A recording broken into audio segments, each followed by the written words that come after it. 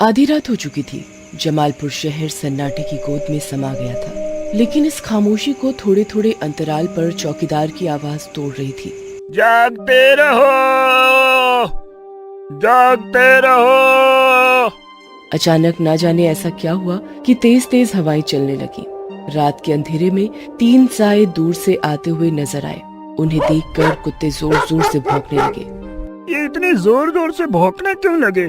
अचानक से वो तीनों साए एक घर की ओर बढ़ने लगे। उस घर में रघुवर और रंजीता अभी थोड़े दिन पहले ही रहने आए थे। अचानक से उन सायों में से एक उनका दरवाजा पीटने लगा। चाचा दरवाजा खोलो ना, भूख लगी है, 2 रोटी और प्याज दे दो। दरवाजे पर लगातार दस्तक की आवाज से रंजीता की नींद खुल गई। अजी, सुनते हो जी? जरा देखो तो इतनी रात को कौन हमारा दरवाजा पीट रहा है। अरे सोने दो ना, मुझे लगता है तुमने जरूर कोई सपना देखा है। इतनी रात को कौन आएगा? लेकिन तभी रघुवर को भी उन लोगों की आवाज सुनाई दी जो लगातार खाना मांग रहे थे। इतनी रात को कौन भीख मांग रहा है? रघुवर और रंजीता ने दरवाजा खोला। जैसे ही दरवाजा खुला और उन्होंने जो सामने देखा उसे देखकर वो थर थर कांपने लगे। कौन कौन हो तुम लोग? साहब, मेरी बिटिया को बहुत भूख लगी है, 2 रोटी और प्याज दे दो ना। ये कहकर वो रोने लगा। उसकी देखा देखी उसकी पत्नी और बेटी भी रोने लगे। उन सबकी आंखों से खून के आंसू निकलकर जमीन पर गिरने लगे। कुछ ही देर में उनका पूरा बरामदा खून से भर गया। रंजीता और रघुवर ये देखकर बहुत ही डर गए और जोर जोर से चिल्लाने लगे। बचाओ, बचाओ, हमारे घर भूत घुस आए हैं। आस पड़ोस के जो लोग गहरी नींद में थे उन्होंने उनकी आवाज सुनी तो जरूर, लेकिन कोई भी उनकी मदद को नहीं आया। उस चौकीदार ने भी उनकी आवाज सुनी। वो भागता हुआ रघुवर के घर की ओर आया। क्या हुआ साहब, क्या हुआ? आप लोग इतने डरे हुए क्यों हैं? और किस भूत की आप लोग बातें कर रहे हैं? अरे तुम्हारी आंखें खराब है क्या? ये आदमी, ये औरत और ये बच्ची तुम्हें दिखाई नहीं दे रहे हैं क्या? कौन से आदमी और औरत की बातें कर रहे हैं साहब? और कौन सी बच्ची? यहाँ तो कोई नहीं है। रघुवर और उसकी पत्नी रंजीता ने गौर से देखा तो सच में वहाँ कोई नहीं था। उस दिन के बाद ऐसी घटना हर दिन उस मोहल्ले में होने लगी। अरे क्या बताऊं भाई, बहुत ही भयानक लग रहे थे वे तीनों। उनकी आंखों से आंसू की जगह खून टपक रहा था। भाई, डर के मारे तो मैं पूरी रात सो नहीं सका। वे तीनों हर दिन लोगों से खाना मांगते, लेकिन उनको देखकर सभी इतना डर गए थे कि कोई भी उन्हें खाने के लिए नहीं दे पाता था। धीरे धीरे रात को लोगों ने दरवाजे पर दस्तक की आवाज को अनसुना करना शुरू कर दिया। उन्होंने सोचा कि ऐसा करके वो उस मुसीबत से छुटकारा पालेंगे, लेकिन ऐसा हुआ नहीं, क्योंकि अब वो तीनों दिन में भी लोगों को दिखने लगे। ऐसी एक सुबह रघुवर और रंजीता के घर के बाहर वो तीनों उसी तरह खड़े रोटी और प्याज मांग रहे थे।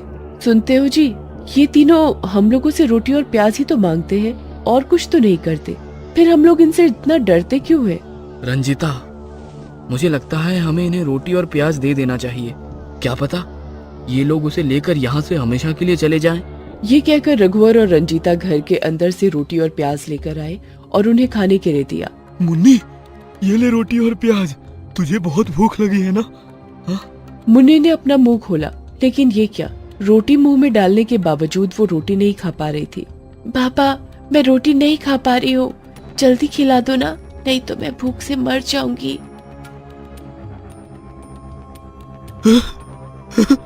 ये हमें क्या हो गया है? हम रोटी क्यों नहीं खा पा रहे हैं? क्यों? अचानक वे तीनों एक बार फिर से गायब हो गए। अरे, ये तीनों अचानक से कहाँ गायब हो गए? उन्होंने मोहल्ले के लोगों से वो बात बताई, लेकिन उन्हें भी समझ नहीं आ रहा था कि आखिर वे करे तो क्या करे। जब वो सभी बातें कर रहे थे, रात वाला चौकीदार भी वहाँ मौजूद था। उन्होंने जब रघुवर के मुंह से उस बच्ची का नाम सुना तो वो चौंक गया। साहब, आपने क्या बताया? उस बच्ची का नाम क्या था? मुन्नी, मुन्नी नाम था उसका। चौकीदार का शक सही निकला। उसने कहा कि मैं समझ गया। वे लोग कौन हैं और वो क्या चाहते हैं? कौन है वे? शंभूनाथ, उसकी पत्नी सावित्री और उसकी छोटी बेटी मुन्नी। तब चौकीदार उन्हें उनकी कहानी बताता है। शंभूराम एक मजदूर था जो दिन भर दिहाड़ी पर मजदूरी करके अपना परिवार चलाता था।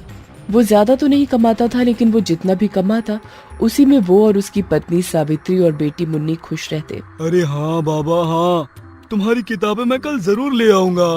बाबा, आप हर दिन भूल जाते हो, मैं आपसे बात नहीं करूंगी। अरे तुम्हारे बाबा से गलती हो गई, लेकिन पक्का मैं कल तुम्हारी किताबें ले आऊंगा। अरे किताबें तो अब कल ही आएंगी ना, अभी तो गर्मा गर्म खाना परोस दिया है।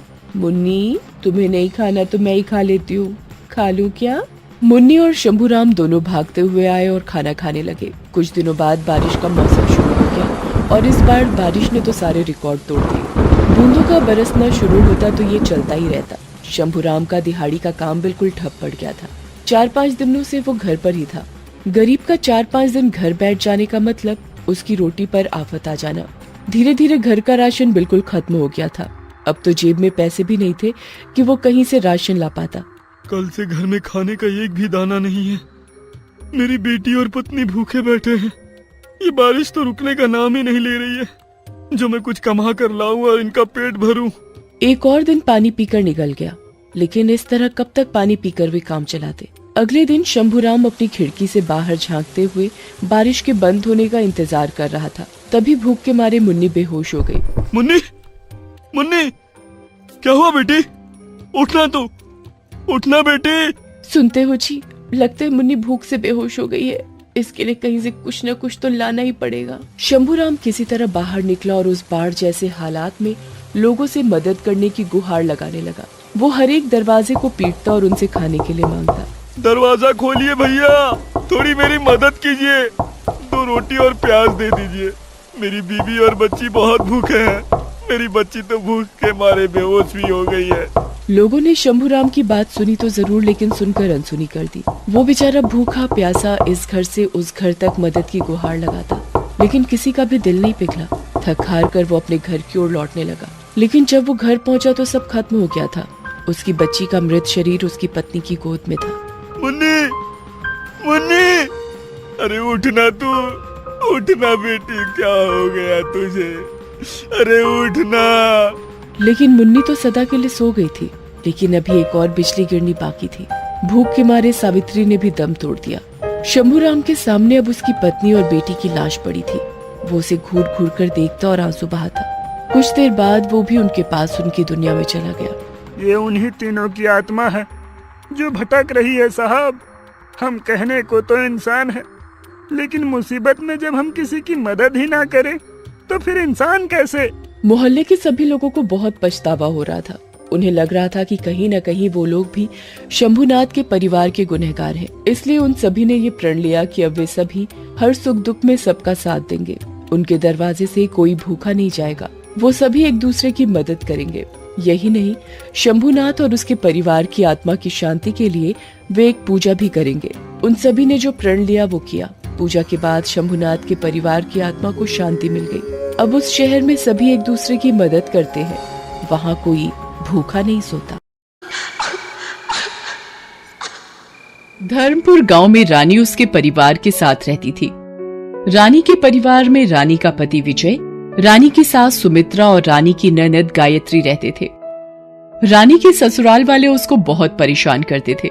एक दिन सुबह रानी घर में काम कर रही थी। सुमित्रा रानी को आवाज लगाती है, अरे ओ करम चली रानी, कहाँ मर गई? जल्दी आ, मेरे पैरों में बहुत दर्द हो रहा है, तेल मल दे। माँ जी, बस मैं एक रोटी बेल दूं फिर आकर लगाती हूँ। तू मुझे मना करेगी? अभी बताती हूँ तुझे। गायत्री जल्दी आ। सुमित्रा की आवाज सुनकर गायत्री भाग कर आती है और बोलती है, क्या हुआ माँ? जाकर रसोई घर से रोटी सेकने का चिमटा गरम करके लेकर आ, जल्दी जा, और अच्छे से गरम करियो चिमटा। अभी लाई माँ। गायत्री चिमटा गरम करके ले आती है और सुमित्रा गरम चिमटा रानी के हाथ पर लगा देती है। रानी जोर जोर से चीखती है और रोती है। दूसरे दिन रात को सुमित्रा अपने कमरे में सो रही होती है, तभी उसकी नींद खुलती है। सुमित्रा पानी का ग्लास उठाती है और पीने ही वाली होती है कि ग्लास नीचे गिर जाता है। सुमित्रा डर कर पीछे मुड़ती है, तभी उसके सामने एक साया आता है और वो डर कर नीचे गिर जाती है। सुमित्रा की चीखें सुन विजय, गायत्री और रानी तीनों भागते भागते कमरे में आ जाते हैं। सुमित्रा को जोर जोर से रोते देख विजय पूछता है, क्या हुआ माँ? इतनी रात को चीख क्यों रही हो? कोई बुरा सपना देख लिया क्या? बोलो माँ, बोलो। नहीं, यहाँ कोई है। मुझे ऐसा लग रहा है जैसे कोई मेरे पूरे बदन पर गरम तवा चिपका रहा हो। आई, कोई तो था यहाँ। माँ पागल हो गई हो क्या? यहाँ तो कोई भी नहीं है, पूरा कमरा खाली है। जरूर आपने कोई सपना देखा होगा, सो जाओ अब। दूसरे दिन सुबह सुमित्रा को डर की वजह से बुखार चढ़ जाता है। गायत्री भी उसके पास बैठी होती है। गायत्री मन में सोचती है, क्यों ना भाभी को मजा चखाया जाए। गायत्री जोर से आवाज लगाती है, भाभी मुझे खाना ला दीजिए, माँ के कमरे में ही, बहुत भूख लगी है। रानी रसोई घर में काम कर रही होती है। गायत्री की आवाज सुनकर बोलती है, अभी लाई दीदी। रानी जैसे ही खाने की थाली लगाकर गायत्री को देती है, गायत्री थाली को फेंकते हुए बोलती है, छी छी छी छी, कैसी सब्जी बनाई है, दिखने में ही कितनी बुरी लग रही है, थूकने का भी मन नहीं ऐसी सब्जी पर तो। नहीं खाना मुझे, ले जाओ अपना खाना। दीदी आप परेशान ना हो, मैं कुछ और बना देती हूँ। कुछ और क्या बना देती हूँ? माँ बीमार है तो घर का बिगाड़ा करोगी? पता है ना राशन कितना महंगा आता है। जाओ मेरे लिए दूसरी थाली लेकर आओ और ये नीचे गिरा खाना खुद खाओ, समझी? रानी रसोई घर में जाकर गायत्री के लिए दूसरी थाली लगाकर लाती है और खुद रोते रोते नीचे पड़ा खाना खाने लगती है। गायत्री उसको रोते देख बोलती है, कितनी मनहूस है, आपको शर्म नहीं आती? भैया कितनी मेहनत करते हैं, चुपचाप ये सारा खाना खाइए, हर बात पर क्या रोना।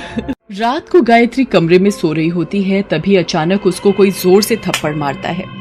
वो उठकर बैठ जाती है और बोलती है, कौन है यहाँ? बोलते क्यों नहीं, कौन है यहाँ? तभी किसी के जोर से हंसने की आवाज आती है। गायत्री डर से बोलती है, अरे बोलो कौन हो तुम? मुझे क्यों परेशान कर रही हो? मैंने क्या बिगाड़ा है तुम्हारा? बहुत शौक है ना तुझे लोगों को परेशान करने का? अब खुद पर आई तो मुझे परेशान क्यों कर रही हो? वाह वाह। तभी कमरे की सभी लाइट जलने और बुझने लगती है और सामने से एक थाली आती है जिसमें गंदे दाल, चावल और रोटी सबकी जूठन पड़ी होती है। चुड़ैल वो सब जूठन गायत्री के मुंह में खिलाते हुए बोलती है, अब खिलाएगी किसी को जूठन? बोल, खिलाएगी? नहीं नहीं मुझे छोड़ दो, कभी नहीं खिलाऊंगी। गायत्री जोर जोर से चिल्लाने लगती है। तभी विजय और सभी लोग गायत्री के कमरे में पहुंच जाते हैं। गायत्री सारी बातें विजय और सुमित्रा को बताती है। सुमित्रा रानी को घूरते हुए बोलती है, मुझे लगता है इस रानी ने हमारे ऊपर कोई जादू टोना करवा दिया है। हाँ माँ सही बोल रही हो आप, ये सब भाभी की चाल है, ये जितनी सीधी दिखती है उतनी है नहीं। मैंने कुछ नहीं किया है, आप सब लोग मेरे हैं, मैं आपके साथ ऐसा क्यों करूंगी? तो तुम क्या बोलना चाहती हो कि माँ और गायत्री झूठ बोल रहे हैं? तुम उन्हें झूठा साबित करना चाहती हो? मैंने कब कहा वो झूठ बोल रही है, पर मेरा यकीन कीजिए मैंने कुछ नहीं किया। मुझसे जबान लड़ाओगी तुम? अभी बताता हूँ तुझे। विजय रानी को मारने के लिए जैसे ही हाथ उठाता है, विजय को एक जोर से थप्पड़ पड़ता है और वो नीचे गिर जाता है। सुमित्रा जोर से चिल्लाती है, मेरा बेटा! अरे कौन हो तुम? अरे कौन हो तुम? हमने तुम्हारा क्या बिगाड़ा है? क्यों परेशान कर रही हो हम लोगों को? घर की खिड़कियां जोर जोर से बजने लगती है, हवा और तेजी से चलती है और फिर सामने एक चुड़ैल दिखती है। सब उसको देखकर दंग रह जाते हैं।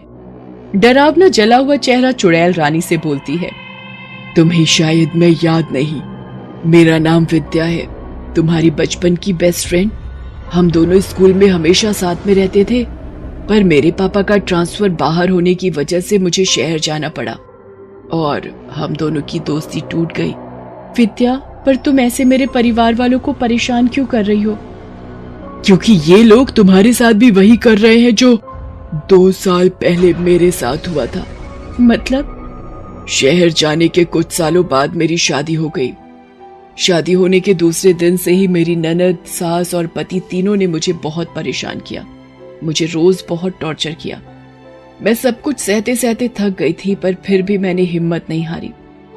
एक दिन मेरे पति और सास ने मिलकर मुझे इतना मारा, गंभीर चोट आने और बहुत ज्यादा खून बहने की वजह से मेरी मौत हो गई। और जब से मेरी आत्मा ऐसे ही भटक रही है। तुम पर ऐसे अत्याचार होते देखकर मैं खुद को रोक नहीं पाई। तुम आज की नारी हो, कोई बेचारी नहीं रानी। तुम मेरी तरह बेवकूफ बनकर इन लोगों के अत्याचार को मत सहो, क्योंकि अत्याचार करने वाले से ज्यादा गलत अत्याचार सहने वाला होता है। अगर मैंने और तुमने पहले ही दिन इन लोगों के अत्याचारों का विरोध कर दिया होता तो आज हमारी ये हालत नहीं होती। विद्या की बातें सुनकर रानी को अपनी गलती का एहसास होता है और वो विद्या से बोलती है, विद्या, मैं तुम्हें वादा करती हूँ, आज के बाद मैं किसी के अत्याचार नहीं सहूंगी, अपने लिए आवाज उठाऊंगी। शाबाश रानी, मेरी बहादुर दोस्त, अब मुझे मुक्ति मिल जाएगी। कम से कम किसी एक की जिंदगी में तो बदलाव आएगा।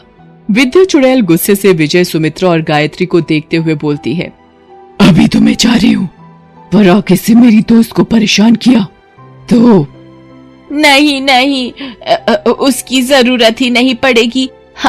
हम सुधर गए हैं, हमें हमारी गलती का एहसास हो गया है। हाँ हाँ, माँ सही बोल रही हैं।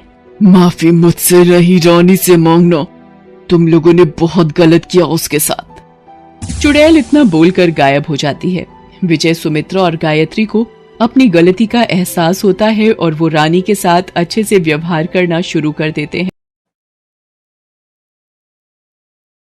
सुभान सिंह और सुजान सिंह सगे भाई थे। वे दोनों अपनी अपनी पत्नी नंदिनी और दीपशिखा के साथ शहर के बाहर स्थित हवेली में रहने आए थे। हवेली के बारे में कहा जाता था कि ये भूतिया है, लेकिन सुभान सिंह ने जब अपनी पत्नी के साथ पहली बार उस हवेली को देखा तो उसके मुंह से एक ही बात निकली, शानदार। नंदिनी, ये हवेली तो शानदार है, हमारे लिए इस हवेली से अच्छा और कुछ नहीं हो सकता। हवेली तो सच में शानदार है, लेकिन लोग तो कहते हैं कि ये भूतिया है, इसे खरीदने वाला जिंदा नहीं बचता। उन बातों का क्या करें, कहीं उनमें कोई सच्चाई तो नहीं। अरे नंदिनी, भूत प्रेत कुछ नहीं होता, ये सब दिमाग का वहम है। बहरहाल वे सब इस नई हवेली में आ गए। 3 दिन भी बीत गए थे, लेकिन वहाँ सब कुछ सामान्य था। क्यों नंदिनी, कैसी है ये हवेली? 3 दिन हो गए हमें यहाँ आए, कोई भूत वूत तो नहीं मिला ना तुम्हें? तुम सही कहते थे, वो सारी बातें बकवास थी। सुभान सिंह जब नंदिनी से ये बातें कर रहा था तो नंदिनी को ऐसा लगा कि 2 औरतें ऊपर वाले कमरे से उनकी ओर घूर घूर कर देख रही हैं। उनका चेहरा तो ढका हुआ था, लेकिन उनकी आंखें उसे दिख रही थी, और वो आंखें थी सुर्ख लाल। ऐसा लगता था कि उनसे खून टपक रहा हो। उन दोनों औरतों के हाथों में 2 छोटे छोटे बच्चे भी थे जो रो रहे थे। सुभान, ये औरतें कौन है जो ऊपर के कमरे से हमें घूर रही हैं? औरतें? कौन सी औरतें? अरे तुम्हें दिख नहीं रही है वो औरतें जिन्होंने काली साड़ी पहन रखी है और उनकी गोद में 2 छोटी छोटी बच्चियां भी हैं। तुम क्या बोल रही हो नंदिनी? कहाँ है औरतें, कहाँ है बच्चे? अचानक से वो दोनों औरतें ऊपर से नीचे कूद गई, जिसे देखकर नंदिनी के मुंह से चीख निकल गई। आह! सुभान, उन औरतों को बचा लो, वे ऊपर से नीचे कूद गई हैं, उनकी गोद में बच्चे भी हैं। तभी नंदिनी ने देखा कि वो दोनों औरतें जो नीचे कूदी थी वो धूल में बदल गई हैं, और अचानक वहाँ जोर जोर से हवाएं चलने लगी हैं और वो धूल नंदिनी की आंखों में जाने लगी। उफ, ये धूल मेरी आंखों में जा रही है। सुभान, ये कमरे के अंदर आंधी कहाँ से चलने लगी? नंदिनी सुभान से ये कह रही थी, तभी उसने देखा कि सुभान उन धूल के गुबार में फंस गया है। धूल का वो गुबार सुभान के चारों ओर गोल गोल घूम रहा है और सुभान जोर जोर से चिल्ला रहा है, नंदिनी, नंदिनी! अचानक सुभान वहाँ से गायब हो गया। उसके गायब होते ही नंदिनी के चेहरे पर चिंता की लकीरें आ गई। उसका दिल जोर जोर से धड़कने लगा और उसने चिल्लाते हुए अपने देवर सुजान और अपनी देवरानी दीपशिखा को बुलाया। सुजान, सुजान, दीपशिखा, जल्दी आओ यहाँ, जल्दी आओ। अपनी भाभी की आवाज सुनकर सुजान और दीपशिखा दोनों अपने अपने कमरे से बाहर आए। क्या हुआ भाभी, क्या हुआ? आप इस तरह से क्यों चीख रही हैं? सुजान, तुम्हारे भैया। क्या हुआ भैया को? सुजान, तुम्हारे भैया गायब हो गए हैं। भैया गायब हो गए हैं?